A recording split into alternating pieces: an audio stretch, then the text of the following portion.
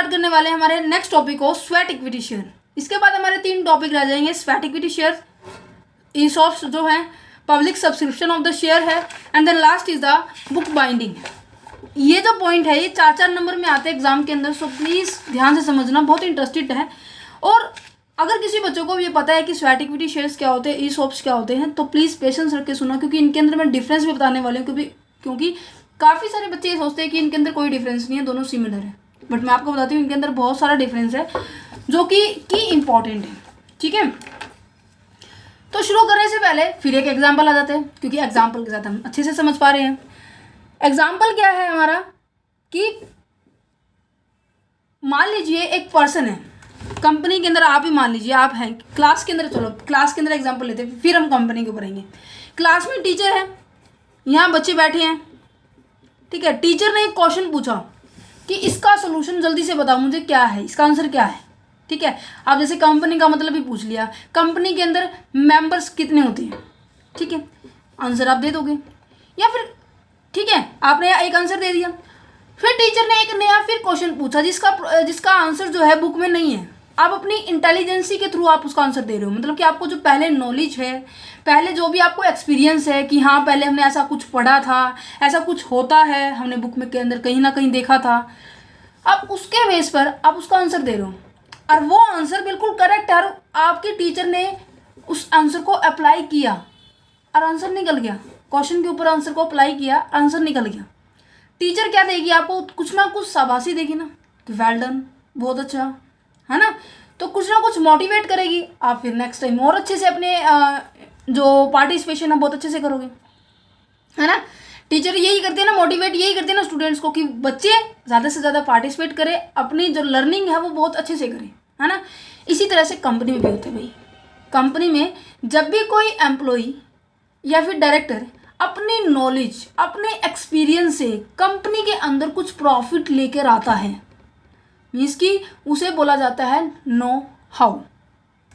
देखो यहाँ पे पहले मैं 3 पॉइंट समझाना चाहूँगी, फिर हम ऊपर वाला पढ़ेंगे, क्योंकि इस स्वेट इक्विटी शेयर के अंदर ये 3 पॉइंट ही मेन इंपॉर्टेंट है। नो हाउ का मतलब होता है कि जब भी कोई एम्प्लॉय या फिर डायरेक्टर अपनी नॉलेज, अपने एक्सपीरियंस का यूज़ करके क्या करता है, कंपनी के लिए प्रॉफिटेबल सिचुएशन क्रिएट कर देते हैं।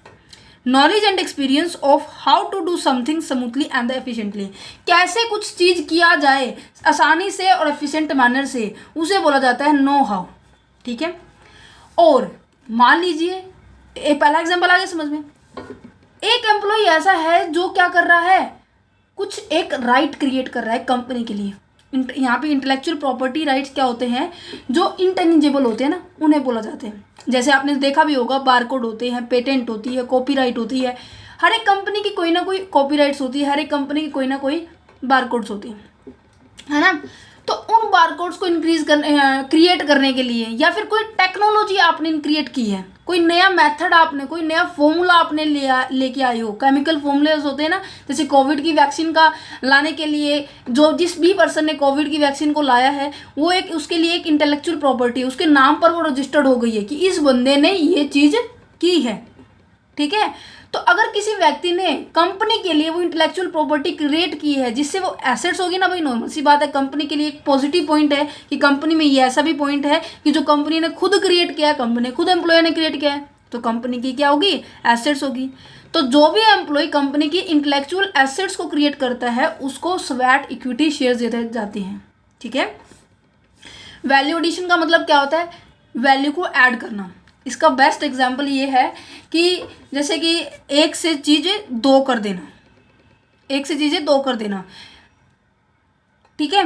तो अगर किसी व्यक्ति ने नो हाउ, दैट मीन्स अपनी एक्सपीरियंस, नॉलेज का यूज़ करके कंपनी को बेनिफिट दिया है, या फिर इंटेलेक्चुअल प्रॉपर्टी क्रिएट करके कंपनी को बेनिफिट दिया है, या फिर कोई भी वैल्यू एडिशन कर दी है कंपनी के अंदर, एसेट्स की वैल्यू एडिशन कर दी है, अपनी नॉलेज का मतलब पूरी तरह से एम्प्लॉय का कॉन्ट्रीब्यूशन है कंपनी की एसेट्स को, कंपनी के प्रॉफिट को इंक्रीज करने में, तो कंपनी भी तो कुछ ना कुछ देगी ना भाई।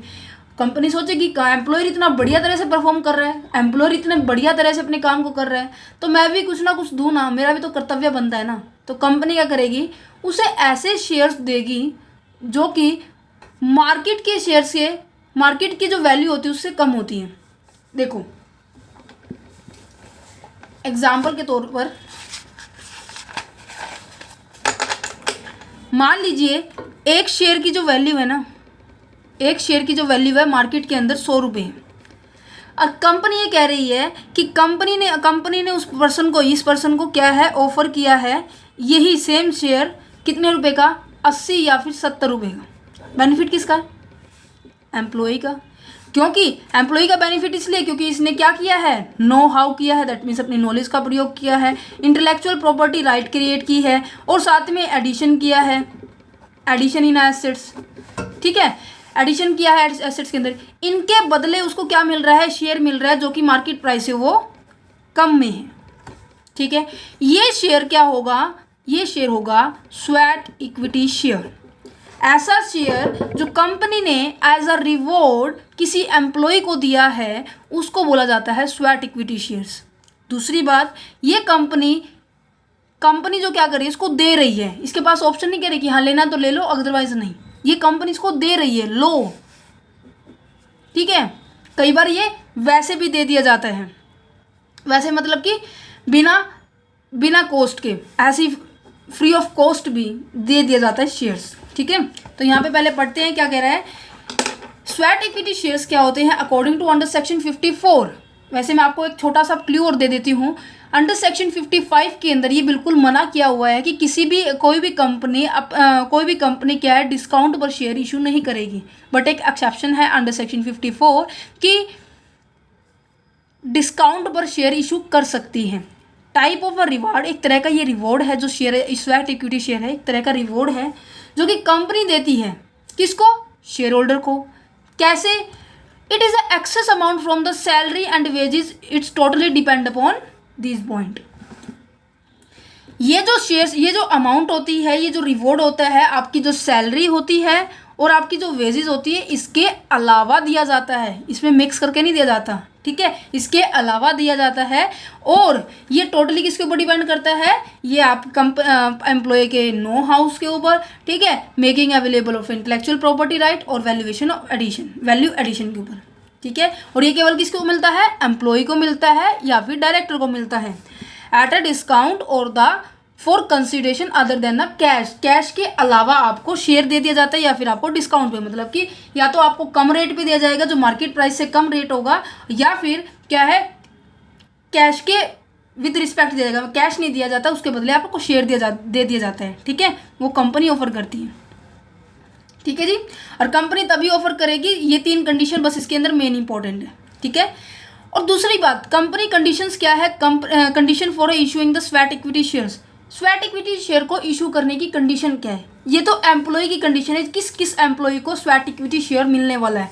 कंपनी जब इसको इशू करती है, स्वेट इक्विटी शेयर को इशू करती है, तो कंपनी को क्या कंडीशंस फॉलो करनी पड़ेगी, क्या प्रोसीजर है उसको इशू करने का। सबसे पहली बात, sweat equity is a reward which is given by the company to its director and employee against his service. उसकी सर्विस के अगेंस्ट में उन्हें क्या मिल रहा है, स्वेट इक्विटी शेयर मिल रहा है।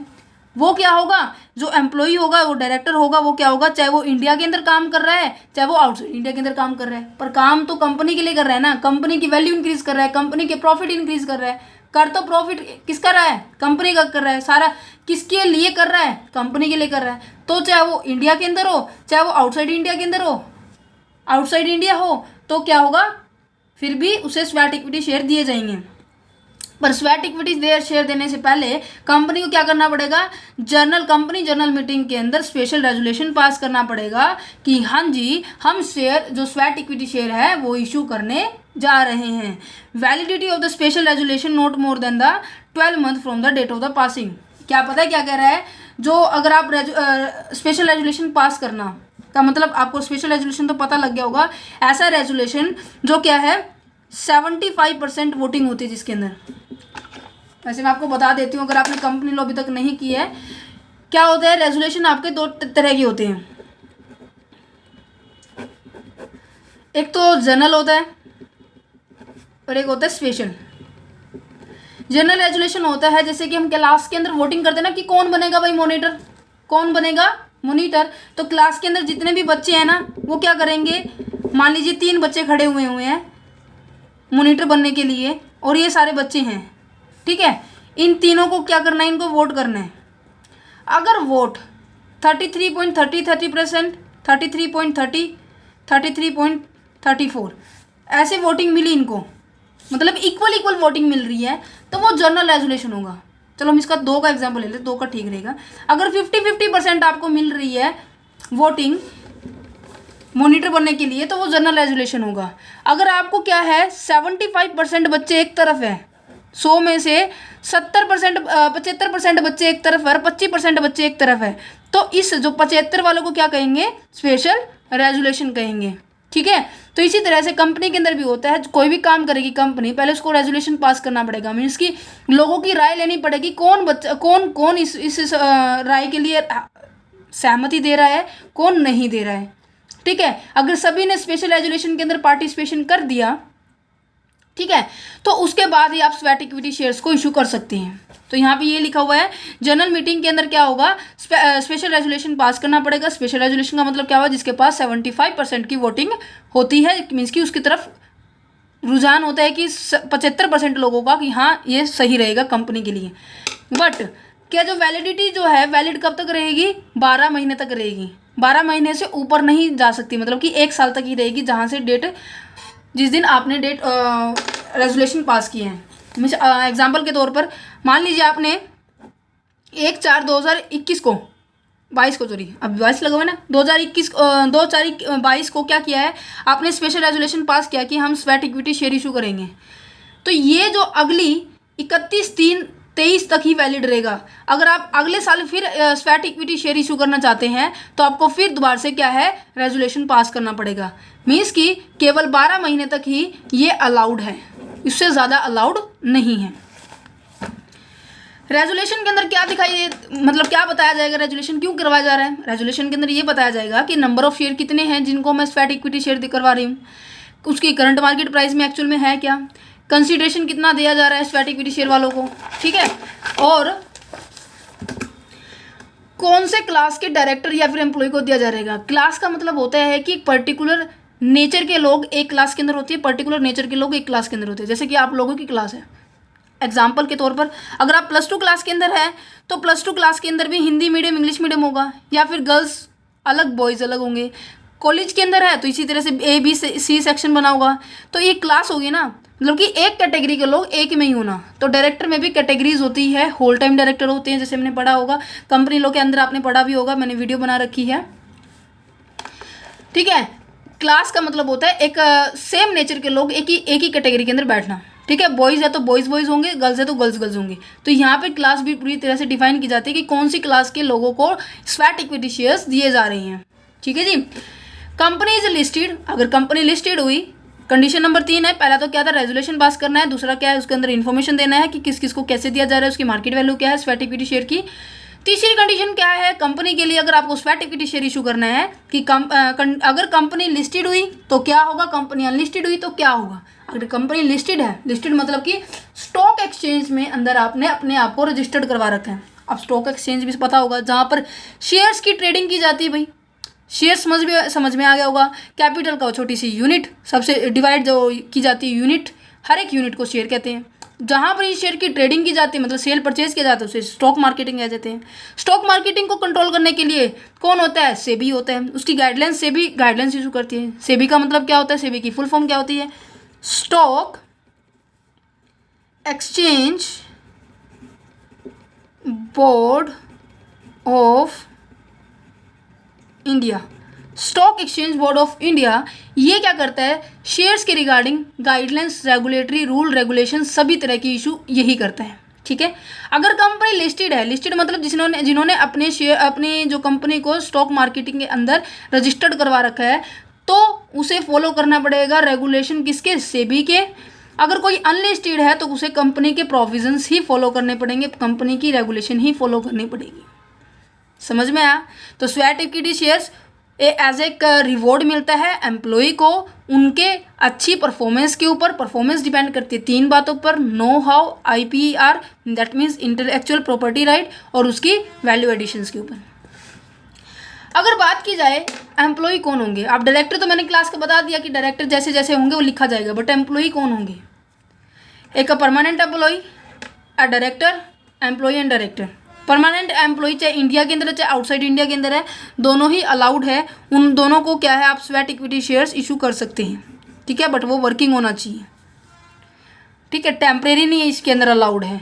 डायरेक्टर की बात की जाए, होल टाइम डायरेक्टर है या फिर होल टाइम डायरेक्टर नहीं है, एग्जीक्यूटिव जिसे नॉन एग्जीक्यूटिव बोला जाता है, मैंने अभी बताया आपको, क्लास है, दोनों को स्वेट इक्विटी शेयर आप अलाउड दे सकते हैं। तीसरी बात, अगर कंपनी सब्सिडरी है या फिर होल्डिंग है, सब्सिडरी होल्डिंग का अगर मतलब पता है तो ठीक है, फिर भी मैं आपको बता देती हूँ। एक कंपनी है ये, दूसरी कंपनी है ये ज़्यादा स्ट्रोंग है, इसकी पोजीशन बहुत अच्छी है, इसकी पोजीशन थोड़ी कम है। इसने सोचा कि क्यों ना मैं इसके ऊपर भी कंट्रोल कर लूँ, जिससे कि ये भी कंपनी मेरी हो जाएगी। अब ये ए लिमिटेड है, ये डी ई लिमिटेड है, ए लिमिटेड ने डी ई लिमिटेड के ऊपर क्या कर लिया, कंट्रोल कर लिया। कंट्रोल मतलब कि सारे रूल रेगुलेशन अब इसके लागू होंगे। इसने इसको परचेज कर लिया, एक किस्म से कहते हैं, तो ठीक है, अब परचेज कर लिया है तो दैट मीन्स क्या हो गया, सबसे ज़्यादा जो जिसके उसका कंट्रोल किसका होगा, जिसने परचेज किया है। दैट मीन्स जब ये कंपनी दूसरी कंपनी के ऊपर 51% शेयर से ज़्यादा होल्डिंग कर लेती है, जिसके ऊपर होल्ड होगा, ध्यान से सुनो, जिसके ऊपर होल्ड हो रहा है उसे सब्सिडरी कंपनी कहेंगे, और जो होल्ड करेगी उसे होल्डिंग कंपनी कहेंगे, ठीक है। चाहे ये सब्सिडरी कंपनी इंडिया के अंदर है, चाहे होल्डिंग कंपनी इंडिया के अंदर है, या फिर सब्सिडरी कंपनी आउटसाइड इंडिया है, कैसी भी है, इंडिया या आउटसाइड, फिर भी वो उन्हें उनके एम्प्लॉय को क्या मिल सकता है, स्वेट इक्विटी शेयर मिल सकता है। क्लियर हुआ। Limit of issue of the sweat equity shares, that means आप एक टाइम पे कितने स्वेट इक्विटी शेयर्स को इशू कर सकते हो, उनके बारे में बताया हुआ है। यहाँ पर अगर कंपनी वन टाइम की बात की जा रही है, कंपनी वन टाइम के अंदर क्या है कि 70% of the existing paid up equity share holder is ना 4 ईयर या फिर 5 करोड़, जो भी हायर होगा, 5 करोड़ अमाउंट है, और 15% जो भी आपकी पेड अप कैपिटल है, पिछले 4 सालों की बात की जा रही है उसकी। मान लीजिए ये 4 लाख है, इसका 15% कितना होगा भाई, 60,000 होगा, 60,000 या फिर 5 करोड़। ऐसे इतनी 4 लाख की तो कोई कैपिटल वो भी नहीं होगी, 40-50 लाख करोड़ कर लेते हैं, जिससे क्या होगा, जो भी 15% होगा 5 करोड़ होगा, जो भी हायर होगी ना उतनी आप एक टाइम पर स्वेट इक्विटी शेयर्स को इशू कर सकते हो, उतने अमाउंट को डिस्ट्रीब्यूट कर सकते हो as a consideration, as a reward to employee, ठीक है जी। अगर बात की जाए एनी टाइम की बात, तो 25% of the existing paid up capital, share capital, किसी भी टाइम अगर बात की जाए, मतलब कि पूरे होल ईयर की बात की जाए, फाइनेंशियल ईयर की बात की जाए, तो 25% आप स्वेट इक्विटी शेयर्स को इशू कर सकते हैं। अगर कोई कंपनी स्टार्टअप है तो वो 50% क्या है, पेड अप कैपिटल का स्वेट इक्विटी के अंदर कंट्रीब्यूट कर सकती है। मीन्स कि अगर किसी कंपनी ने अपने आप का स्टार्टअप किया है, नया स्टार्टअप किया है, उनके लिए 10 साल तक, वो 10 साल तक 50% तक स्वेट इक्विटी शेयर इशू कर सकते हैं। बहुत बड़ी अमाउंट होगी। और क्यों करते हैं, क्योंकि जो पर्सन है, जो एम्प्लॉई है, वो मोटिवेट हो और से और ज़्यादा अपने कंपनी के लिए अच्छे से काम करें, ठीक है। यहाँ पर हो गया है आपका sweat equity shares point complete. अब हम बात करते हैं ई शॉप। ई शॉप का मतलब क्या होता है, इक्विटी स्टॉक ऑप्शन प्लान, ठीक है जी। ये भी एक तरह का कंसिडरेशन ही होता है, एम्प्लॉय और डायरेक्टर को ही दिया जाता है, बट डिफरेंस क्या है, और ये भी डिस्काउंट पर ही दिया जाता है। ध्यान से सुनो, सिमिलरिटी बता रही हूँ अभी तो मैं, ये भी एम्प्लॉय को दिया जाता है, ई शॉप भी एम्प्लॉय को दिया जाता है, स्वेट इक्विटी शेयर भी एम्प्लॉय को दिया जाता है, डायरेक्टर को दिया जाता है, डिस्काउंट पे दोनों को दिया जाता है। बट डिफरेंस क्या है कि जो ई शॉप होते हैं ना, वो प्री डिटरमाइंड प्राइसिंग के ऊपर दिए जाते हैं। एग्जाम्पल के तौर पर ध्यान से समझना, एग्जाम्पल ये है, अब देखो आज क्या तारीख है, 1 अक्टूबर है, 1 अक्टूबर 2020 है, ठीक है। किसी एम्प्लॉय ने बहुत अच्छा काम किया, मेरी जो एम्प्लॉय है, जैसे कंसेप्चुअल स्टडी पॉइंट हमारा पूरा डिपार्टमेंट है, इसमें अंदर किसी एम्प्लॉय ने अच्छा काम किया, जो इसका जो ओनर है वो क्या कर रहा है, इस पर्सन को, ये जो ओनर है इस पर्सन को क्या कर रहा है, ऑफर दे रहा है, ऑफर दे रहा है, ध्यान से सुनना, ऑफर। इसे ये एक्सेप्ट भी कर सकता है, इसे ये रिजेक्ट भी कर सकते हैं।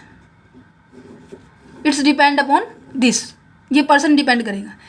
अगर ऑफर क्या है इसके लिए, ऑफर ये है कि आज की डेट में एक शेयर है जिसकी वैल्यू 100 रुपये है, मार्केट प्राइस इसका। मार्केट में अगर जाओगे तो 100 रुपये का एक मिलेगा, बट मैं आपको ऑफर कर रहा हूँ आज के दिन एक शेयर की जो ये वैल्यू है ना, मैं आपको 65 रुपये में दे रहा हूँ। ठीक है, अब ये तो डिस्काउंट हो गया, इतना तो आपका सेम ही है स्वैट इक्विटी तरह की तरह, बट ये ऑफर का जो पॉइंट है ना वो ईसॉप के अंदर आ जाएगा। जब भी कंपनी एम्प्लॉय को ऑफर करती है, डायरेक्टर को ऑफर करती है, ये आपके लिए ऑफर है, अगर आप लेना चाहते हैं तो ठीक है, नहीं लेना चाहते तो रिजेक्ट कर दो, कोई दिक्कत नहीं है। एक और बात समझनी है, यहाँ तक हुआ क्लियर। दूसरी बात क्या है कि जो शेयर्स की जो प्राइस है प्री डिटरमाइन है। अभी आप इस चीज़ को फिक्स कर लोगे कि हाँ चलो मुझे ना क्या करो 10 शेयर दे दो, 10 शेयर दिए तो दैट मीन्स 650 रुपये के शेयर हो गया। अगर आप मार्केट में लेने जाते तो वो 1000 रुपये के लेने पड़ते, फ़ायदा हो गया 350 रुपये का। ठीक है जी, तो ये कहते हैं कि आपको खरीदने अभी पड़ेंगे, और जब मैं फ्यूचर में इसे मार्केट में इशू करूँगा ना इन शेयर्स को, तो उस टाइम पे आपको फ्री ऑफ कॉस्ट मिल जाएंगे। समझ में आया भाई? नॉर्मल सी बात है, अगर आप पहले ही उस चीज़ को परचेज कर लोगे तो बाद में आप बस आपको अपने नाम करवाना है। फ्यूचर की डेट पर आपके नाम वो हो जाएगा, जो भी आपका नाम है, जो भी जैसे कि नॉमिनी होता है, पर्सन होता है, उस पर्सन का नाम उस शेयर्स की जो डॉक्यूमेंट है उसके ऊपर लिखा जाएगा। परंतु पहले ही अगर आप उसको एक्सेप्ट करोगे तब जाकर कहीं फ्यूचर में जाके मिलेगा। ई शॉप के अंदर बस यही डिफरेंस है। समझ में आया? अगर आपने उसको एक्सेप्ट किया तब जाके आपको फ्यूचर में फ्री ऑफ कॉस्ट मिलेगा। पहले अगर आपने पेमेंट कर दी होगी तभी आपको फ्री ऑफ कॉस्ट मिलेगा। कंपनी ने बोला कि मैं 1/10/2022 को मैं आपको ऑफर कर रहा हूँ, 1 अक्टूबर 2022 को मैं आपको ऑफर कर रहा हूँ एक शेयर 65 रुपये का, जो कि अब एट प्रेजेंट उसकी वैल्यू 100 रुपये है। और ये कहा कि मैं जब 1 नवंबर 2022 को इसको शेयर को इशू करूँगा ना मार्केट के अंदर, तो तब भी मैं इसको 100 रुपये का इशू करूँगा। आपके लिए स्पेशल ऑफर है, अगर आप लेना चाहते हैं 65 रुपये में तो आप इसको बुक कर लो, फ्यूचर के अंदर आपको ये मिल जाएगा। इसे बोलते हैं ई शॉप, मतलब कि एम्प्लॉय स्टॉक। एम्प्लॉय के लिए ये एक तरह से स्टॉक है, ठीक है, ऑप्शन है, प्लान है, एक तरह से प्लान है कि आपके 350 रुपये बच रहे हो। अगर आप बड़ी अमाउंट यूज़ करते हैं, दैट मीन्स आप हज़ारों की बात की जाए तो 6500 के यहाँ पे मिल जाएंगे, और 10,000 रुपये की अगर आप 6500 के तो आपको कंपनी से मिल रहे हैं। अगर आप मार्केट में जाके सो लेते तो 10,000 मिलते, तो आपने 3500 रुपये बचाए। और कंपनी में शेयर्स की ट्रेडिंग हज़ारों में होती है, लाखों में होती है, ठीक है। 1 लाख यूनिट खरीद ली, 6 लाख यूनिट खरीद ली, 1 करोड़ यूनिट खरीद ली, तो इसमें क्या होता है, एम्प्लॉय का बेनिफिट होता है, क्योंकि एम्प्लॉय ने इसमें भी अच्छा काम किया होता है। और दूसरी बात, पहली बात तो यही बात हो गई है कि प्री डिटरमाइन प्राइस को ऊपर आपने पहले बुक करना है, जो कि फ्यूचर के अंदर आपको मिल जाएगा। दूसरी बात, ये क्यों दिया जाता है भाई? इसमें तो कंपनी जो एम्प्लॉय ने इतना अच्छा सा, मतलब इसके अंदर ये पॉइंट नहीं, वे 3 पॉइंट नहीं है जो कि आपने स्वैट इक्विटी में पढ़े कि नो हाउ, IPR और जो वैल्यू एडिशन का। इसका बस यही एक मोटिव है कि इसमें जो एम्प्लॉय होते हैं ना, एम्प्लॉय हो गया या फिर डायरेक्टर हो गया, इनको लॉन्ग टाइम के लिए बांध लिया जाता है कि आप लॉन्ग टाइम के लिए हमारी कंपनी के अंदर अपनी सर्विस दोगे, बस पर्पस यही रहता है। और एम्प्लॉयज़ झांसे में आ जाता है, उसके शेयर खरीद लेता है, फ्यूचर में उसके नाम हो जाते हैं, और उसे जितने टाइम तक पीरियड के लिए, जब तक वो शेयर्स वापस रिडीम नहीं हो जाते, मतलब वापस में बिक नहीं जाते, तब तक वो एम्प्लॉय और डायरेक्टर उस कंपनी के क्या रहते हैं, एम्प्लॉय डायरेक्टर रहते हैं, और उस कंपनी में लॉन्ग टाइम तक सर्विस देंगे, जिससे क्या कंपनी को क्या होगा, प्रॉफिट होगा, क्योंकि कंपनी में एम्प्लॉय बंध गए, एक तरह से बंध गए ना, कि जब तक शेयर बिकेंगे नहीं जब तक आप उसके एम्प्लॉय हैं। ठीक है जी, तो इसके अंदर यही है। अब मैं आपको बस पढ़ के बताती हूँ क्या लिखा हुआ है। ESOP is a plan through which a company grant an option. Company देती है एक option to its employ. Option है, आप उसको रिजेक्ट भी कर सकते हैं, उसको मना भी कर सकते हैं, मना और एक्सेप्ट भी कर सकते हैं। एम्प्लॉय को to acquire the share at a future date पर उसको एक्वायर कर ले and predetermine pricing, predetermine price के ऊपर आप उसको फ्यूचर में ले सकते हैं, normally lower than the market price से ये कम होते हैं।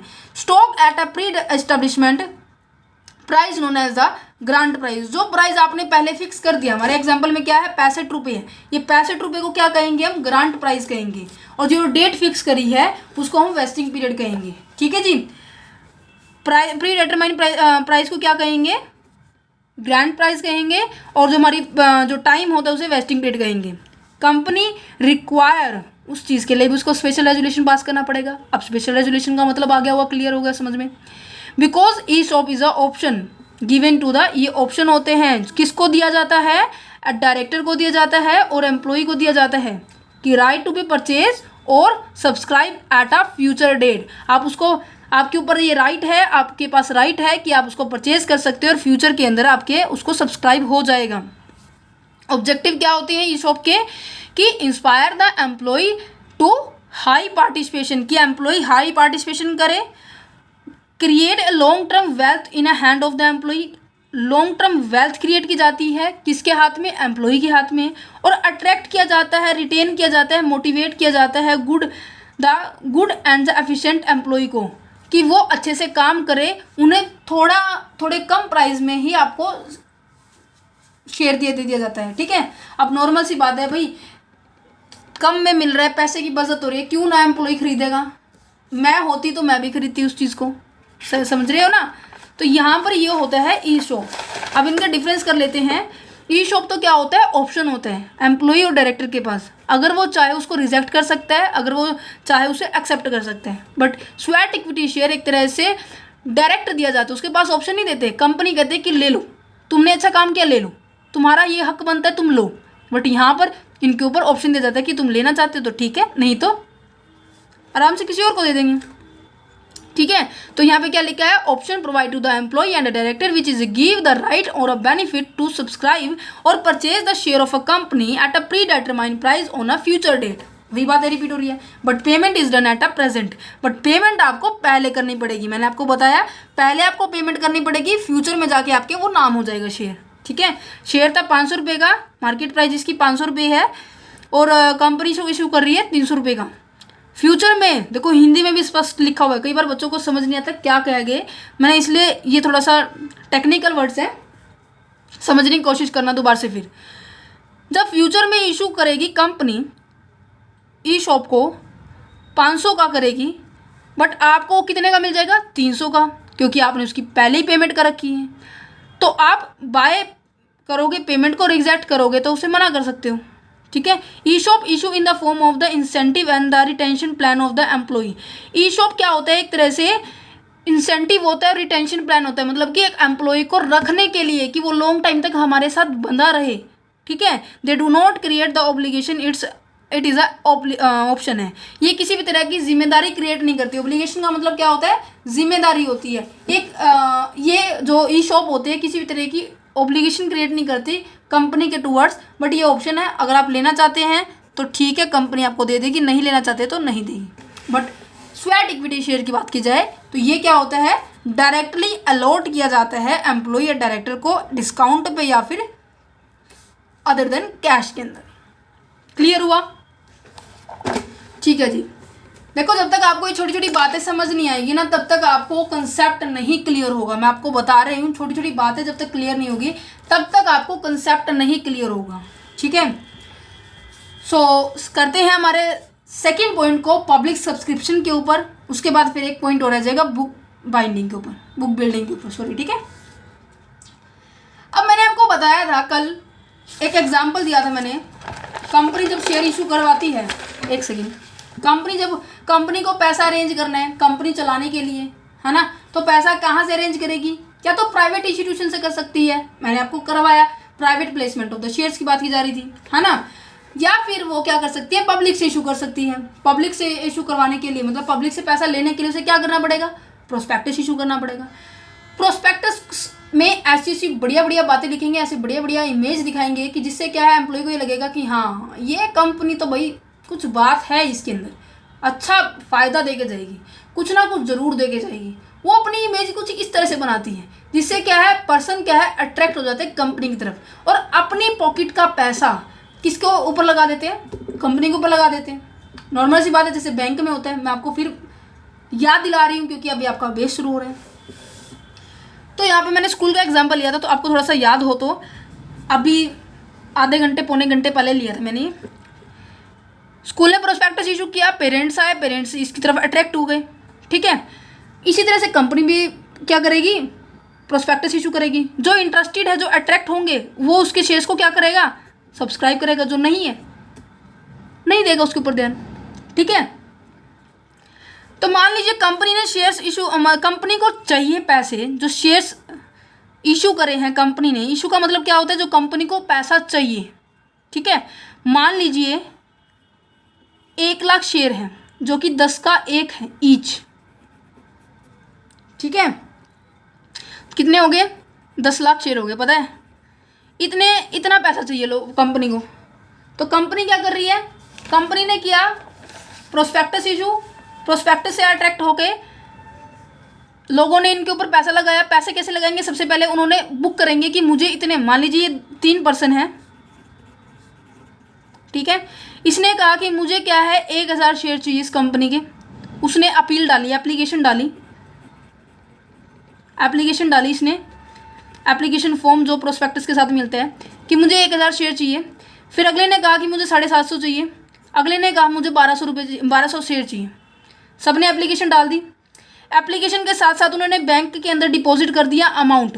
तो एक शेड्यूल बैंक होता है कंपनी का जिसके अंदर ये सारा पैसा डिपॉजिट होता है, क्योंकि कंपनी के अंदर काफ़ी सारी एक्टिविटी करवाई जाती है और काफ़ी सारी एक्टिविटी परफॉर्म होती है जिससे कि वो सारी गतिविधियों को अपने आप नहीं कर सकता। तो इस काम के लिए उन्होंने एक शेड्यूल बैंक को अपॉइंट किया। शेड्यूल बैंक का मतलब शेड्यूल बैंक के अंदर सारा पैसा डिपॉजिट होगा जो लोगों से आएगा शेयर्स के अकॉर्डिंग। 10 का था, 10 का था, 10 का था, जैसे जैसे हैं और बहुत सारे हैं। अभी हमने 1 लाख का एग्जाम्पल लिया, अभी मैंने 3% लिए हैं, ठीक है। 30 दिन का टाइम मिलेगा कंपनी को कि ये जो शेयर्स की जो एप्लीकेशन बनी है उसको कलेक्ट करो और 30 दिन के बाद इन्हें अलॉटमेंट देना शुरू कर दो। अलॉटमेंट का मतलब कि जिन्होंने जितने शेयर के लिए अप्लाई किया था, जितने शेयर के लिए इन्होंने बोला कि हाँ मुझे दे दो, आप उसको देने के लिए तैयार हो जाओगे। जब आप दोगे उसे करते हैं अलॉट। अलॉट मतलब कि उसे देना, अलॉटमेंट, ठीक है जी, आवंटित करना। आफ्टर 30 डेज के बाद आपको क्या करना पड़ेगा, इनको देना पड़ेगा। मनी ट्रांसफ़र, यहाँ पर एक पॉइंट हो रहेगा। 30 दिन के बाद क्या होगा, ये जो सारा का सारा पैसा किसके पास चला जाएगा, सारा का सारा पैसा आपकी कंपनी के पास चला जाएगा जिसके नाम के लिए वो शेयर इशू परचेज करना चाहते हैं ये लोग, ठीक है। कंपनी के पास ये सारा पैसा आ गया जी। स्टोरी समझा रही हूँ अभी तो फिलहाल, ठीक है, फिर हम इसको थ्योरी में पढ़ेंगे, एज इट इज थ्योरी है। कंपनी के पास आ गया भाई सारा पैसा। सारा पैसा आने के बाद क्या हो गया, कंपनी ने क्या किया, कंपनी ने चेक करेगी कंपनी की जितना मुझे रूल रेगुलेशन में लिखा हुआ है कि मिनिमम सब्सक्रिप्शन अमाउंट होना चाहिए। मिनिमम, यहाँ पे एक वर्ड है मिनिमम सब्सक्रिप्शन, तो आपको लेना ही लेना होगा। जैसे कि स्कूल के अंदर होता है, एक क्लास के अंदर कम से कम 50 बच्चे तो होंगे, अगर नहीं हुए तो पहले उसको कंप्लीट करो, देन कहीं जाके क्लास शुरू होगी।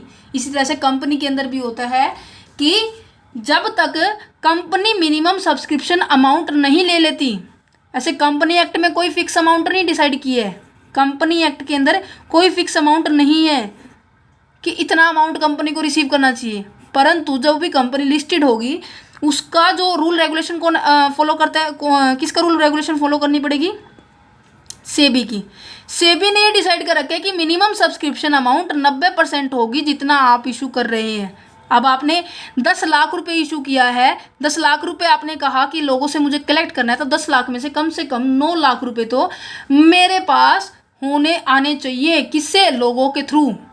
अगर वो 9 लाख रुपए है, अगर 9 लाख रुपए हैं तो आगे प्रोसीड करेगी।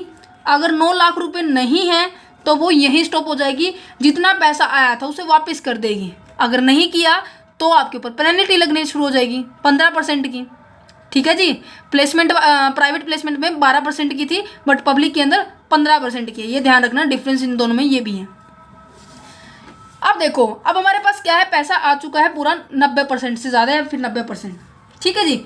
अब 90% पैसा आ गया तो अब क्या करोगे, आप क्या करोगे, अलॉटमेंट करना शुरू करोगे। मीन्स कि लोगों को उनके बदले क्या देना शुरू करोगे, शेयर देना शुरू करोगे। जिन्होंने जितने शेयर के लिए अप्लाई किया था उन्हें उतने ही शेयर क्या कर दोगे, अलॉट कर दोगे। ये वर्ड बिल्कुल ध्यान से देख लो, जिन्होंने जिसके लिए अप्लाई किया था उन्हें उतना ही शेयर क्या करना पड़ेगा, अलॉट करना पड़ेगा। अप्लाई लोगों ने किया था, अलॉट आप करोगे, ये कंपनी करती है, ठीक है जी। ये पर्सन करते हैं, जिन्होंने ये जो इंटरेस्टेड पर्सन थे, ठीक है जी। ये अलॉटमेंट करेगी। अलॉट करने के बाद लोगों के पास शेयर चले जाएंगे, ये जो पर्सन है इनके पास शेयर चले जाएंगे। शेयर चले जाएंगे तो जब भी कंपनी को जरूरत होगी पैसे की आगे, मैंने आपको बताया था टाइप ऑफ द शेयर है ना, शेयर कैपिटल के टाइप बताते हैं। सब्सक्रिप्शन के बाद क्या था कि इशू सब्सक्राइब कैपिटल होगी थी। सब्सक्राइब कैपिटल के बाद क्या था कि paid up capital, called up capital, याद आया। कॉल्ड अप कैपिटल क्या था कि जो कंपनी मंगवा रही है, कंपनी ने मंगवाया, कंपनी फिर पैसा मंगवाएगी लोगों से जब उसको जरूरत पड़ेगी, जो दे देंगे, इन्होंने दे दिए तो उन्हें क्या कहेंगे, पेड अप कैपिटल, और जो नहीं देंगे उन्हें कहेंगे अनपेड अप कैपिटल। जो मांगा था कंपनी ने बट इन्होंने दिया नहीं, उसे अनपेड अप कहते हैं। याद करने की ट्रिक मैंने बिल्कुल अच्छे से करवाई थी आप लोगों को, आई होप याद होगा, ठीक है जी। अब यहाँ पे देखो कि जो अब पैसे मंगवाना शुरू करेगी, शेयर दे दिए इनको, अब पैसे क्या करेगी, मंगवाना शुरू करेगी। जब भी आगे कंपनी पैसे मंगवाएगी वो कॉल्स में होगी। अगर वो सारा पैसा एकदम से मंगवा लेती है उसे कॉल्स कहेंगे। अगर वो बारी बारी करके, मान लीजिए कि एक बारी में 10 लाख, एक बारी में 1 लाख मंगवा रही है, एक बारी में फिर 1 लाख मंगवा रही है, एक बारी में फिर 1 लाख मंगवा रही है, तो हर एक लॉट को क्या कहेंगे, हर एक कॉल को क्या कहेंगे, first call, second call, third call, ऐसे बढ़ती चली जाएगी, ठीक है। ये प्रोसेस होता है कंप्लीट पब्लिक सब्सक्रिप्शन का। अब हम पढ़ते हैं आपके थ्योरी के पॉइंट ऑफ व्यू से। आई होप को ये पूरा का पूरा जो मैंने फिगर आपको समझाया है ये बिल्कुल ऐसे माइंड के अंदर सेट कर लो। एग्जाम के अंदर एज इट इज बेशक छाप के आ जाना, नंबर दे देगा एग्जामिनर को। ये होगा कि हाँ आपको आता है, अगर थ्योरी का आ जाए, कभी प्रैक्टिकल के अंदर ऐसे कराओ, ये कहेंगे कि हाँ कंसेप्ट स्टडी पे मैडम एक पढ़ाती है कॉमर्स, और वो उन्होंने बोला था कि ऐसे प्रैक्टिकल में छापाना नहीं, ये आपको थ्योरी में करना है मुझे, ठीक है जी। सो यहाँ देखते हैं कि क्या कहते हैं। तो यहाँ पर सबसे पहला पॉइंट क्या है कि public subscription of a share. अगर आप पब्लिक से सब्सक्राइब करें तो क्या क्या स्टेप फॉलो करेंगे, अब जो मैंने अभी आपको समझाया है वही अब थ्योरी के अंदर। इशू करेगी प्रोस्पेक्टस, प्रोस्पेक्टस के अंदर सारी इंफॉर्मेशन होगी। किस लिए इशू करना है, for the attract the public, it is the invitation to a public to purchase it share. ये एक तरह से इन्विटेशन है पब्लिक को कि वो क्या करे, शेयर्स को परचेज करे कंपनी के। It describe the profitability and the soundness of the business, profitability and the soundness of the business of a company to attract the investing public. जो आपके पास जो इन्वेस्टिंग पब्लिक है, जो इंटरेस्टेड है, जो इच्छुक है अपने पैसे को लगाने के लिए, उनके लिए प्रोस्पेक्टस इशू किया जाता है कि कंपनी की प्रॉफिटेबिलिटी दिखाए कि कंपनी किस तरह से प्रॉफिट कमा रही है, साउंडनेस दिखाए कि हाँ सभी की पेमेंट भी कर रही है, ठीक है। तो यहाँ पर क्या क्या इन्फॉर्मेशन दिखाएगी कि नेम क्या है, एड्रेस क्या है, रजिस्टर ऑफ कंपनी जहाँ पर आपकी कंपनी रजिस्टर्ड है, name address of the director, director के नाम क्या है, उसका एड्रेस क्या है, कंपनी का ऑब्जेक्टिव क्या है, रिस्क कितना है, अगर आप शेयर को ले रहे हो तो उसके प्रति आपका रिस्क कितना है, अगर आप ऑथराइज इशू कैपिटल है उसके बारे में इंफॉर्मेशन देना। मतलब कि ओवरऑल सारा का सारा चीज़ें होती है। इसके अंदर एमओए भी होता है, एओ भी होता है, बहुत सारी चीज़ें होती है। जो भी आपको याद आ जाए वो सारी चीज़ लिख देना इसके अंदर, ठीक है जी। नेक्स्ट आ जाता है, जो भी पर्सन इस प्रोस्पेक्टस से क्या होंगे, अट्रैक्ट होंगे, वो बैंक के अंदर अमाउंट डिपॉजिट करना शुरू कर देंगे। मतलब क्या बताएंगे कि हमें इतने शेयर्स चाहिए, हमें इतने शेयर्स चाहिए। After reading the prospectus the public apply for the share in a company on the prescribe form. कहते हैं कि प्रोस्पेक्टस पढ़ने के बाद जो भी पब्लिक जो होगी, इंटरेस्टेड होगी, रेडी हो जाती है, ठीक है। किसको रीड करने के बाद, प्रोस्पेक्टस को रीड करने के बाद वो अगर कोई पब्लिक रेडी हो जाती है, हाँ जी हम शेयर्स को लेना चाहेंगे तो वो अप्लाई करेंगे कि इसके अंदर एक प्रिस्क्राइब फॉर्म होगा, प्रोस्पेक्टस के साथ एक फॉर्म लगा होगा, ठीक है जी। Each application must accompany the application money which is mentioned in the prospectus but not less than the 25% of the issue price of the each share। क्या कह रहे हैं कि जो भी आपके पास हर एक जो एप्लीकेशन होगी ना, वो आपको प्रोस्पेक्टस के अंदर मेंशन होगी कि कितनी एप्लीकेशन कितने शेयर्स कंपनी इशू कर रही है, और उसका 25% of the issue price of the each share से वो कभी भी कम नहीं होगी। ये हम प्रैक्टिकल करेंगे तब आपको समझ में आएगा कि जो शेयर्स होते हैं ऐसे डिवाइड किए होते हैं। जैसे मान लीजिए मैंने बताया कि आप के जो शेयर्स जो हैं 1 लाख अमाउंट है, 10 शेयर होते हैं, जो हर एक जो यूनिट होती है उसे शेयर बोलते हैं ना, बताया था। अब 10 के काफ़ी सारे पार्ट कर लिए जाते हैं। एक एप्लीकेशन हो गई है, एक अलॉटमेंट हो गई है, एक कॉल हो गई है, मान लीजिए फर्स्ट कॉल है, एक सेकंड कॉल है, ठीक है। एप्लीकेशन के ऊपर क्या होगा, 25% से कभी भी कम नहीं होगा। अब 10 है तो 25% कितना हो गया, 2.5। इतना तो कम से कम पैसा आपने एप्लीकेशन के टाइम मंगवाना होगा। अलॉटमेंट के ऊपर आप बाकी में बाद में फिक्स कर लेते हो। मान लीजिए यहाँ पर भी आपने 2.5 फिक्स कर दिया, तो बाकी कितना बचा, 5, ठीक है। अगर आप 5 इकट्ठा मंगवा ले तो उसे बोलेंगे कॉल्स। अगर आप 2.5 करके या फिर 2-3 का हिसाब करके मंगवा रहे हो कि एक बारी 2 मंगवा लिए, दूसरी बार 3 मंगवा लिए, तो इसे बोलेंगे फर्स्ट कॉल, इसे बोलेंगे सेकंड कॉल, ठीक है जी। आया समझ में। तो ये कहते हैं कि आगे बात करते हैं एप्लीकेशन मनी डिपॉजिट इन। जो एप्लीकेशन मनी जो होगी ना, जो आप 25% जो होगी, जो 25% से कम नहीं होगी, वो अमाउंट कहाँ डिपॉजिट होगी, शेड्यूल बैंक के अंदर होगी। शेड्यूल बैंक जो है मेंशन होगा आपके प्रोस्पेक्टस के अंदर। Public apply and number of the share. अब देखो मैंने आपको कल ही बताया था कि जो कंपनी के अंदर जो शेयर्स हैं, मान लीजिए कंपनी ने 10,000 रुपये के शेयर इशू करे, ठीक है, 10 का 10 रुपये का एक शेयर है, ठीक है। मान लीजिए पब्लिक ने सब्सक्राइब कर लिया 15,000 रुपये, ठीक है जी। अब जितने मांगे थे उससे ज़्यादा मिल रहे हैं, तो मतलब बढ़िया गुडविल है भाई, कंपनी की बढ़िया रेपुटेशन है, अच्छा कमा रही है, तभी लोग इसकी तरफ ज़्यादा अट्रैक्ट हो रहे हैं। तो इस केस में क्या होगा, जो ज़्यादा इसलिए कर सकते हैं क्योंकि an number of the public, an number मतलब कि कोई फिक्स नंबर नहीं है, उससे ज़्यादा भी हो सकते थे, 20,000 भी हो सकते थे, 1 लाख भी हो सकते थे 10,000 के लिए, ठीक है। तो क्या होगा, सारा का सारा पैसा डिपॉजिट करवा सकती है। ये इसको ये जो कंडीशन होगी ना, इसको क्या बोलेंगे, ओवर सब्सक्रिप्शन। अगर ये कम होती, अगर ये 9,000 या फिर 8,000 होता तो इसे अंडर सब्सक्रिप्शन कहते हैं। मतलब कि जितना सब्सक्राइब करने के लिए बोला था उससे कम सब्सक्राइब किया लोगों ने, तो उसे अंडर सब्सक्रिप्शन कहेंगे। इसकी तो कोई इतनी ज़्यादा बड़ी दिक्कत नहीं है, बट इसकी दिक्कत हो जाती है कि इसको एडजस्ट कैसे करेंगे। या तो वो जो 5,000 रुपये एक्स्ट्रा आए या तो उनको वापस कर दो, रिफंड कर दो, या फिर इन्हें एडजस्ट कर दो। मतलब कहते हैं ना कि ये इस पेज पे और नहीं लिखा जा रहा है इस पेज पे, बट फिर भी मैं ऐसे घुसा घुसा के लिख रही हूँ, समझ में आ रहा है। मतलब ऐसे एडजस्ट कर दिया। एक बस की सीट देखी आपने, बस में तो सवारी किया होगी, मतलब आपने ट्रैवलिंग की होगी। एक सीट पे 3 बंदे बैठ सकते हैं। एक लेडीज़ आती है, वो कहती है कि साइड होना, थोड़ा सा मुझे भी जगह दे दो।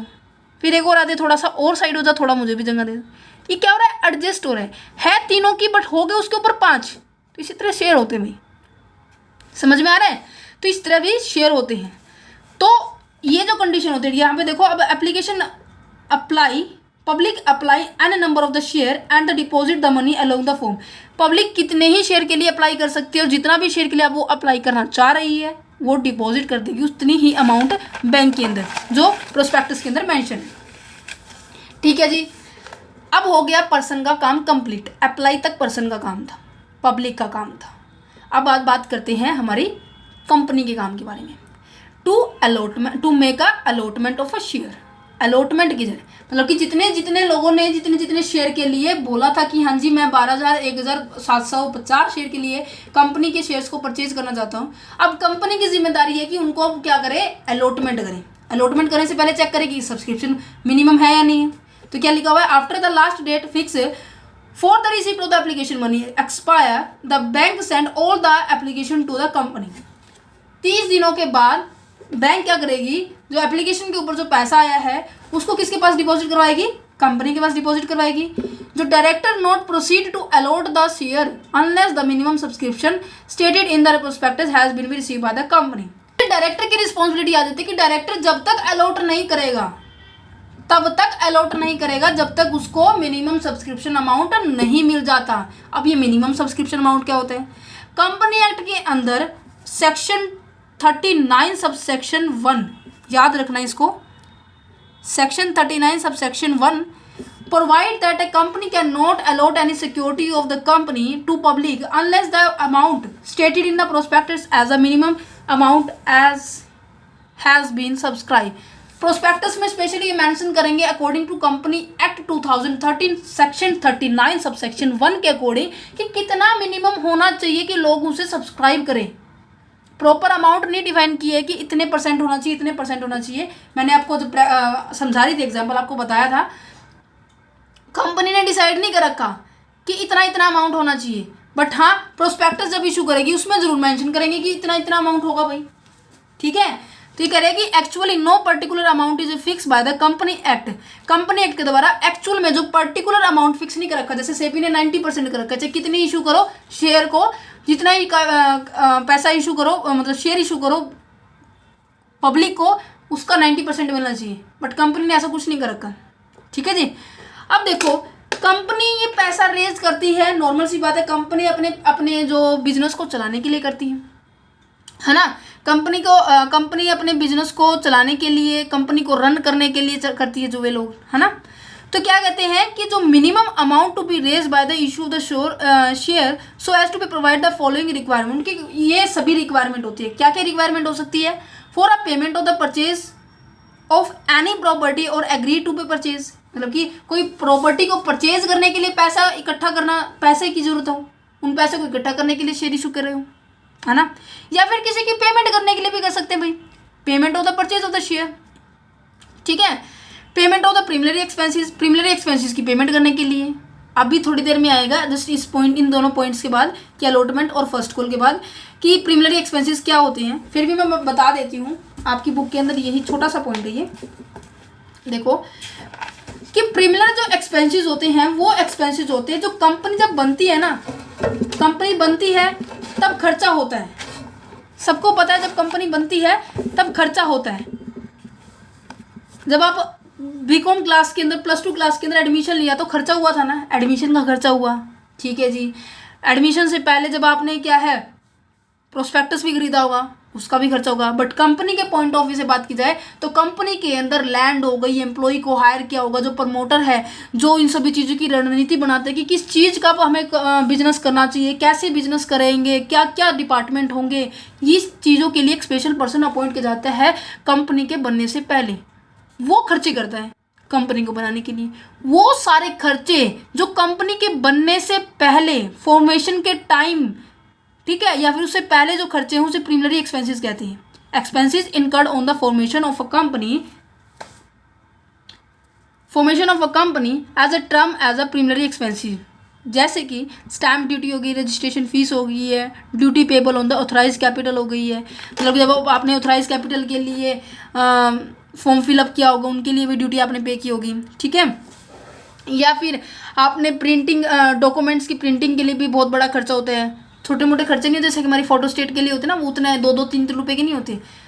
रजिस्ट्री करवाने के लिए लैंड की भी 3-3, 4-4 लाख रुपए लग जाते हैं। उसके लिए भी आप क्या है अपनी शेयर्स को क्या करते हो, आप इशू करते हो। For a payment of the money borrow by the company form available above purpose, मतलब कि आप किसी दूसरे पर्पज़ के लिए आपने किसी भी तरह से लोन लिया है, उस लोन की पेमेंट करने के लिए भी आप शेयर्स को इशू कर सकते हो, पैसे को अरेंज कर सकते हो। For a working capital, that means आप डे टू डे एक्टिविटी को परफॉर्म करने के लिए, ठीक है, जो आपकी जो सर्कुलेटिंग कैपिटल्स होती है, दैट मीन्स आप जो छोटे मोटे जो खर्चे करते हैं ना साल के अंदर, उनके लिए भी आप शेयर्स कैपिटल इशू कर सकते हो, ठीक है। But according to the SEBI, वही बात मैं आपको फिर रिपीट कर रही हूँ, बट यहाँ पे सेक्शन अलग है। सेक्शन 39 सब सेक्शन 9(3) की बात की जा रही है। इन्होंने 90% क्या कर रखा है कि इतना तो पैसा आपको मिनिमम सब्सक्रिप्शन लेना पड़ेगा। अब मैं आपको यहाँ पे क्वेश्चन जो इम्पोर्टेंट बनता है वो क्या है, क्वेश्चन आपके कम्पिटिटिव एग्ज़ाम के अंदर आता है, जब आप क्या है सीए का एग्ज़ाम देते हैं या फिर आप क्या है नेट जीआरएफ का एग्ज़ाम देते हैं एमकॉम के अंदर, ठीक है। तो क्या है कि उसमें ये पूछते हैं कि जो मिनिमम सब्सक्रिप्शन की जो अमाउंट है वो कौन डिसाइड करता है, according to the company act, SEBI के थ्रू, किसके द्वारा होती है, या फिर बोथ, या फिर नॉन ऑफ अबोव। तो इसके अंदर जो आंसर आएगा ना वो आंसर आएगा आपका सेबी आएगा, ठीक है जी। अब हम हमारे नेक्स्ट पॉइंट के ऊपर बढ़ते हैं। नेक्स्ट पॉइंट क्या है,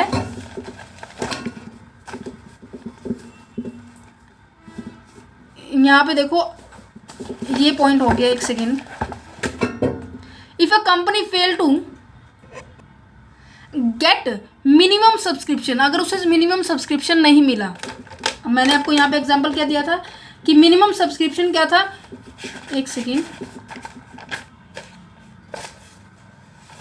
कहाँ गया वो, चलो मैं यही ले लेते हैं। अगर आपको मिनिमम सब्सक्रिप्शन नहीं मिला तो आपको जितना पैसा आपने जो लोगों कंपनी ने पब्लिक ने आपको दिया है वो पैसा आपको वापस देना पड़ेगा। यस, हमने यहाँ लिखा था, यहाँ पर अगर आप मिनिमम सब्सक्रिप्शन नहीं मिला तो जितना पैसा आपके पास आया 9 लाख, जो अगर 9 लाख से कम आपके पास पैसा आया है तो जितना भी पैसा आपके पास आया है उसको आपको वापस करना होगा, ठीक है जी। द एंटायर एप्लीकेशन मनी, पूरी की पूरी application money must return within a 15 day. If the delay in refund then a company pay the refund amount plus में 15 day per annum for a delaying the period.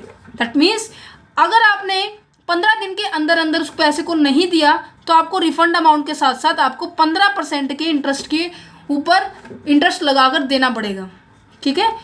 Each LOT will issue the share certification for eligibility note a number of a share, sorry क्या कह रहे हैं कि जिनको shares मिल जाएंगे, जो company होगी ना फिर एक सर्टिफिकेट इशू करेगी, किनको, पब्लिक को इशू करेगी, जिनको शेयर मिले हैं उनको भी और जिनको शेयर नहीं मिले उनको इंटीमेशन देगी।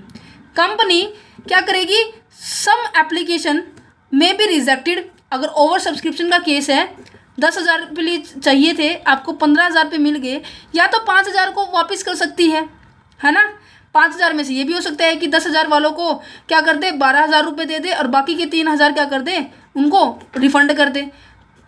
तो जिनको 3,000 वाले जो शेयर्स हैं होल्डर हैं उनको क्या किया जाएगा, एक एप्लीकेशन लिखी जाएगी, किस चीज़ के लिए, it's may be the rejected. That means आपके जो शेयर हैं क्या हो गए हैं, रिजेक्ट हो गए, कंपनी आपको शेयर नहीं दे सकती है, ठीक है। तो कंपनी क्या करेगी, उसको लेटर ऑफ रिग्रेट इशू करेगी, मतलब कि बहुत ही खेद है कि हम आपको क्या नहीं कर सके, शेयर इशू नहीं कर पाए, कंपनी कैपेबल नहीं है। जिनको कंपनी शेयर इशू कर देगी, जिनको कंपनी शेयर को अलॉट कर देगी, उन्हें क्या दिया जाएगा, लेटर दिया जाएगा, इंटीमेशन दिया जाएगा कि लेटर ऑफ अलॉटमेंट, ठीक है जी। यहाँ तक था अलॉटमेंट का प्रोसेस। अब आ जाते to make a call. Company में demand to whole amount of the share on application in a 1 installment. Company चाहे तो एक टाइम पे ही पूरी डिमांड कर सकती है कि आप एक इंस्टॉलमेंट के अंदर सारा का सारा अमाउंट हमें दे दो। If a whole of the amount of the share is not paid on application and allotment, अगर सारा का सारा पैसा एप्लीकेशन और अलॉटमेंट पे नहीं दिया जाता तो बाकी जो बचा रिमेनिंग जो अमाउंट होता है ना वो कॉल्स पे मंगवाए जाते हैं, ठीक है। अगर कॉल्ड बाय द 1 इंस्टॉलमेंट किया जाए तो उसे कॉल्स कहेंगे, ज़्यादा पे मंगवाया जाए तो उसे first call, second call, third call, ऐसे कंटिन्यूस चलती रहेगी, ठीक है जी। Call must be made according with the provision of the article of association. If article of association is absence then the follow provision of the table F and schedule number 1। क्या कह रहा है कि जो कॉल होगी, call का जो process होगा वो किसके अंदर लिखा हुआ है, आर्टिकल ऑफ एसोसिएशन के अंदर। अब आपको पता होगा कि जो आर्टिकल ऑफ एसोसिएशन है, मेमोरेंडम ऑफ एसोसिएशन है, कंपनी के प्रिंसिपल डॉक्यूमेंट है जिसके अंदर पूरी तरह से रूल रेगुलेशन लिखा होता है। मेमोरेंडम में तो क्या होता है कि बाउंड्री सेट की जाती है कि आपकी जो कंपनी है इस बाउंड्री से बाहर क्या है काम नहीं कर सकती। आर्टिकल के अंदर ये लिखा होता है कि कैसे किस काम को करना है, ठीक है जी, कैसे किस काम को करना है ये आर्टिकल के अंदर लिखा होता है। तो आर्टिकल के अंदर ये लिखा होता है कि टू मेक अ कॉल, आप कॉल कैसे कर पाओगे। अगर नहीं है, अगर एब्सेंस में मतलब किसी कंपनी ने आर्टिकल ऑफ एसोसिएशन नहीं बनाया है इन केस, तो टेबल नंबर एफ और शेड्यूल नंबर 1 ही फॉलो होगा। जहाँ पर भी कोई चीज़ एब्सेंस में होगी तो table number F schedule number 1 apply होगा, ठीक है जी। इनके जो मैं पढ़ा रही हूँ अब आपको, इनके जो नोट्स है आपको टेलीग्राम से मिल जाएंगे, लिंक आपको डिस्क्रिप्शन में मिल जाएगा। ठीक है, इस जो चैप्टर्स के हैं पार्ट्स, मुझे भी नहीं पता कितने होने वाले हैं, बट कोशिश यही रहेगी हर चीज़ में आपको डीपली पढ़ाऊँ।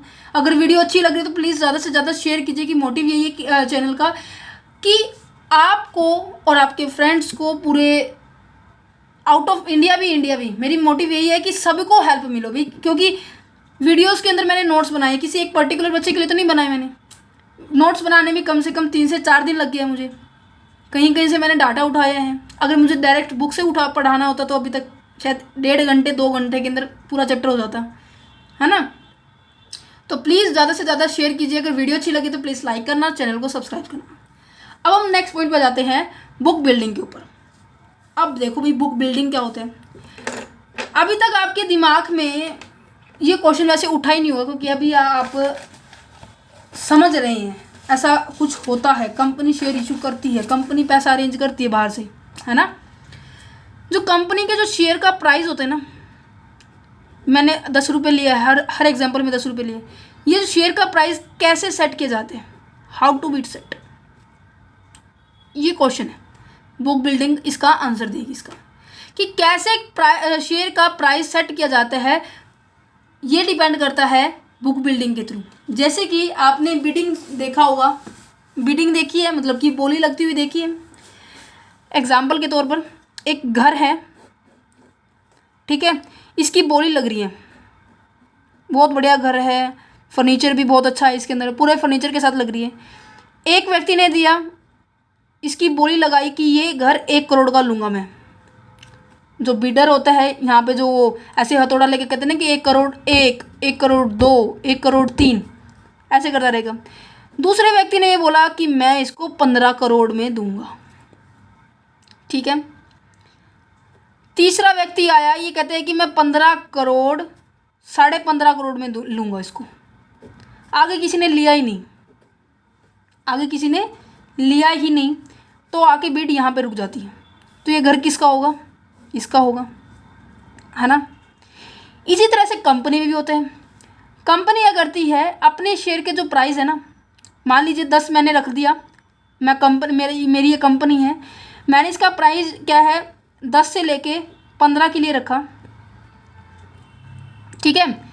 जो जिस व्यक्ति को जो से भी प्राइस सुटेबल लगेगा वो वैसे उसके ऊपर, प्राइस के ऊपर परचेज कर लेगा शेयर को। जैसे कि एक पर्सन है, उसने कहा कि मैं तो 9 की बात कर रहा हूँ, एक शेयर 9 रुपये का होना चाहिए। दूसरा कहता है एक शेयर 12 रुपये का होना चाहिए। तीसरे ने कहा कि चलो ठीक है 15 रुपये का, ठीक है ना। अब कंपनी किसको देगी, जो 15 वाले हैं भी काफ़ी सारे हैं, ये भी काफ़ी सारे हैं, ये भी काफ़ी सारे हैं। कंपनी किसको शेयर देगी, इन वालों को देगी या फिर इन वालों को, इनको थोड़ी ना देगी, क्योंकि कंपनी की लिमिट ही 10 से शुरू होती है ना। तो बुक बिडिंग क्या है कि जब हम क्या है प्राइस को सेट करते हैं थ्रू द बिडिंग, ठीक है जी। इसके अंदर भी 2 तरह की मार्केट होती है, एक आईपीओ होता है, एक हम एफपीओ परचेज करते हैं। आईपीओ क्या होता है, इनिशियल पब्लिक ऑफर। एफपीओ क्या आता है कि follow public offer, follow public offer, ठीक है, follow on public offer. IPO का मतलब क्या होता है, जब कंपनी पहली बार अपने शेयर को ऑफर कर रही है, और वो कंपनी क्या होगी, ये इंपॉर्टेंट बात है, प्राइवेट जो कंपनी होगी ना, जब पहली बार अपने शेयर्स को ऑफर कर रही है स्टॉक मार्केट के अंदर फर्स्ट टाइम, तो उसे इनिशियल पब्लिक ऑफर कहते हैं। जब एक बार जब private company initial public offer कर देगी, तो वो बाद में किस में कन्वर्ट हो जाएगी, बाद में वो पब्लिक कंपनी के अंदर कन्वर्ट हो जाएगी, ठीक है, ठीक है जी। एफपीओ का मतलब क्या होता है कि फॉलो ऑन पब्लिक का मतलब क्या होता है कि ऐसी पब्लिक कंपनी जो ऑलरेडी लिस्टेड होती है, ऑलरेडी कन्वर्टेड होती है इन पब्लिक कंपनी के अंदर, ऐसी कंपनी जो ऑलरेडी पब्लिक कंपनी के अंदर कन्वर्टेड होती है और वो पैसा रेज करना चाहती है, दूसरी बार उसने शेयर्स को इशू किया है, तीसरी बार किया है या फिर 4th टाइम किया है। पहली बार किया है आईपीओ, दूसरी तीसरी बार मतलब पहली बार को छोड़ के दूसरी तीसरी चौथी जैसे भी कर रहे हैं तो वो एफपीओ होते हैं। ठीक है जी, अब हम पढ़ते हैं। पहले आईपीओ और एफपीओ का मतलब समझ लेते हैं, फिर हम बुक से पढ़ेंगे इसको। ठीक है, देखो क्या लिखा हुआ है। आईपीओ का मतलब क्या है, इनिशियल पब्लिक ऑफर है। Process of offering the share of a private corporation to the public in a new stock issuance of for the first time. जब भी कोई प्राइवेट कंपनी नए शेयर्स को इशू करती है पहली बार, उसे कहेंगे IPO. First share allot to public by private company. पहला शेयर प्राइवेट कंपनी के द्वारा जब अलॉट किया जाता है पब्लिक को, उसे कहते हैं हम आईपीओ। देन जब पहला शेयर अलॉट हो जाएगा तो उसे क्या उसके बाद क्या हो जाएगी, ये पब्लिक कंपनी के अंदर कन्वर्ट हो जाएगी। और दूसरी बार कि जो ये अनलिस्टेड कंपनी थी, आफ्टर द आईपीओ ये लिस्टेड कंपनी हो जाएगी। ठीक है, इसके अंदर तीन ही पॉइंट थे। पहला पॉइंट ये, पहला शेयर अलॉट करना पड़ेगा, फिर ये कन्वर्ट हो जाएगा, तीसरी ये, फिर वो लिस्टेड कंपनी हो जाएगी। ऑलरेडी लिस्टेड कंपनी होती है वो दूसरी तीसरी बार पैसा रेज करना चाहती है, उसे एफपीओ कहती है। ठीक है, तो यहाँ पर बुक बिडिंग के अंदर, इसका मतलब बुक बिडिंग में के अंदर ये क्यों आया, क्योंकि बुक बिडिंग एक तरह से एक प्रोसेस है जिसके अंदर हम डिटरमाइन करते हैं प्राइस का कि क्या eight which the initial public offering will be offered. कोई पब्लिक ऑफर, जो पब्लिक को जो ऑफर दिया जाए वो उसका प्राइस क्या होगा, उस शेयर्स का क्या होगा, प्राइस क्या होगा, वो सेट कैसे किया जाता है, बुक बिल्डिंग के द्वारा की जाता है। Book building is a process of generating, capturing and recording the investors demand. जो इन्वेस्टर्स की जो डिमांड होता है ना, उसको रिकॉर्ड किया जाता है। जैसे कि किसी ने 9 रुपये का बोला, किसी ने 12 का, किसी ने 15 का। For a share during an initial public offer और the other security during their issuing process in order to support efficient price discover. फिर बाद में कंपनी क्या करेगी, एफिशिएंट प्राइस को अपने आप ही खोज लेगी। 15 मान लेगी, 12 मान लेगी। जिन्होंने 15 बोला है उनको क्या कर देगी, शेयर इशू कर देगी। ठीक है जी, अब यहाँ पर देखो, आई होप आपको नजर आ रहा होगा। देखो, under the book building process the issue price of the share is determined by the demand and supply force in a capital marketing. Capital marketing के अंदर जैसे भी जिसकी डिमांड है, जैसे भी जिसकी सप्लाई है, उसके बेस पर शेयर की प्राइस को सेट किया जाता है। Bid are invited from the investors who place their bid at a different price. जहाँ पर बोली लगाई जाती है डिफरेंट प्राइस के ऊपर। The issue price is determined by the issuing company on the basis of the bid received and the carefully evaluation of the demand and the variation value of the price। जो issuing company होगी ना, price जो share का price है किसके कैसे किस हिसाब से रखेगी, बहुत ही ध्यान से रखेगी। और जो भी बिड से हमें अमाउंट मैक्सिमम अमाउंट रिसीव हुआ है उसको रखेगी। जैसे मैंने घर का एग्जांपल लिया, 15 करोड़ 50 लाख का वो लेगा, तो फाइनल जो डिसीजन हो किसका होगा, 15 करोड़ 50 लाख के लिए होगा। ठीक है, the issue price is a fix after the bid close date. जो क्लोज डेट होगी उस टाइम पर बिड का क्या है, प्राइस सेट कर दिया जाएगा। Once the price is fix, अगर एक बार प्राइस फिक्स कर दिया, the applicant who is apply at the price और द हायर। जिन एप्लीकेंट ने उस प्राइस के ऊपर अप्लाई किया था या फिर उससे हाई अप्लाई किया था, उनको वो शेयर अलॉट कर दिए जाएंगे। ठीक है, प्रोस्पेक्टस के अंदर किसी भी तरह से मेंशन नहीं होता कि इशू प्राइस क्या होगा, ये फिक्स किया जाता है after the bid closing date. Okay जी, ठीक है, आ गया समझ में। Company can now mention is a floor price, minimum price below which is a bid is not accepted. That means जो कंपनी ने प्राइस रखा है उससे अगर कोई नीचे, उससे नीचे जैसे कि 9 का था, अब 9 वालों को तो किसी ने एक्सेप्ट करेगी नहीं, क्योंकि कंपनी ने तो 10 से शुरू किया था। जिन्होंने 10 या 10 से ऊपर वालों को किया है उनकी ये बिड क्या है, एक्सेप्ट कर ली जाएगी, उन्हें शेयर को अलॉट कर दिया जाएगा। ठीक है जी, ये सेम प्रोसेस रहेगी जो भी हमने पढ़ी है। अब नेक्स्ट वीडियो होगी हमारी एंट्रीज के ऊपर, दिखाई दे रही है एंट्रीज के ऊपर। कल से हमारा प्रैक्टिकल शुरू हो जाएगा, 3 तारीख को या फिर 4 तारीख को जब आपकी वीडियो आएगी तो हम वहाँ से प्रैक्टिकल क्वेश्चन शुरू करेंगे कि कैसे ये एंट्री कर रहे हैं। एप्लीकेशन अलॉटमेंट कॉल का मतलब आ गया होगा समझ में। जो अभी तक मैंने बेसिक समझाया है वो आई होप आपको बिल्कुल क्लियर हो चुका होगा। ठीक है, तो प्लीज़ दोनों पार्ट जो वीडियो के हैं ज़रूर देख लेना। फर्स्ट पार्ट के अंदर मैंने आपको बेसिक समझाया था, जो कि किससे रिलेट कर रहा था। बेसिक आपका जो फर्स्ट पार्ट आपका यहाँ इससे पहले जितने भी पॉइंट्स आ चुके हैं थ्योरी का, वो मैं ऑलरेडी करवा चुकी हूँ।